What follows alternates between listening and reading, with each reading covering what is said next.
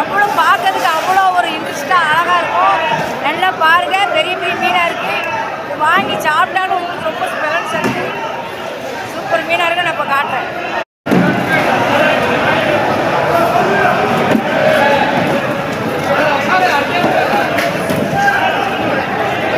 பார்த்தீங்களா ஃப்ரெண்ட்ஸ், பெரிய பெரிய ஊழி, பெரிய வெலை மீனை பாருங்கள். வெலை மீன்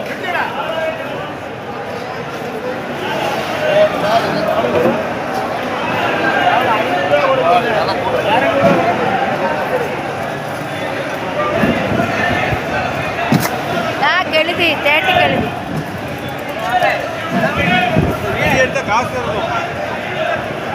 காசு மீன் பவர் போகுது. உங்களுக்கு